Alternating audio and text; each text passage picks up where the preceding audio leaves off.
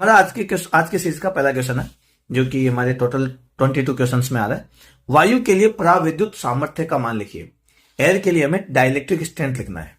Dielectric strength की value क्या होती है? अब देखो कंफ्यूज कहां पे होता है लोगों को। पहले तो पराविद्युत से वो कंफ्यूज हो जाते हैं और इसको समझ लेते हैं पराविद्युतांक। क्या समझ लेते हैं?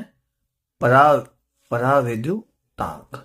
ये पराविद्युतांक वाली बात नहीं है, यानी वो समझ लेते हैं इसको डाई इलेक्ट्रिक कांस्टेंट। ये डाइलेक्ट्रिक कांस्टेंट नहीं है। पराविद्युत सामर्थ्य क्या होती है? जहां पर हवा में भी चार्ज बहना चालू हो जाए, वायु में भी क्या जाए, चार्ज आ जाए। ठीक है, जैसे वो बिजली गिरती है ना बरसात के दिनों में, काफी बिजली कड़क रही होती है, बादलों के अंदर टकराहट की वजह से खूब सारा इलेक्ट्रिक फील्ड पैदा हो जाता है, जिसकी वजह से वोल्टेज पैदा हो जाता है। और हाई वोल्टेज, इतना हाई वोल्टेज पैदा होता है कि, या ऐसे कह दो, इतना हाई इलेक्ट्रिक फील्ड पैदा होता है, इतना ज्यादा विद्युत क्षेत्र पैदा होता है कि एयर में भी चार्ज चलना चालू हो जाते हैं और एयर भी आयनित हो जाती है, आयनाइज्ड हो जाती है।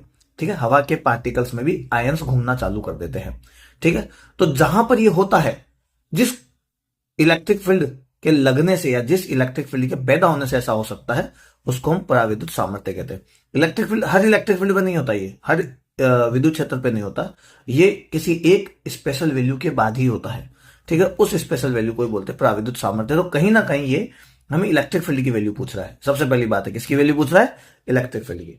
अब देखिए उसकी वैल्यू होती है 3 × 10⁻⁶ वोल्ट पर मीटर। देखो यहाँ पे वोल्ट है, तो ये वोल्टेज की बात चल रही है, विभव की बात चल रही है, और ये वोल्ट पर मीटर है, ये वोल्ट की बात चल रही है, और ये वोल्ट पर मीटर है, ये इलेक्ट्रिक फील्ड की बात चल रही है, विद्युत क्षेत्र की बात चल रही है। तो ऑप्शन नंबर ए मेरा करेक्ट आंसर होगा।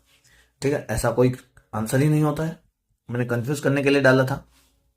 ये जो है, इसके बारे में पहले बात कर चुके हैं कि ये जो आपका फोर्स लगता है कब, जब दो वायर्स हो, ऐसे दो कंडक्टर हो, दो चालक हो, उनके बीच में 1 मीटर की डिस्टेंस हो और उनके अंदर 1 एम्पियर का करंट फ्लो हो रहा हो, 1 एम्पियर करंट बह रहा हो, तो ये दोनों एक दूसरे के ऊपर इतना फोर्स लगाएंगे।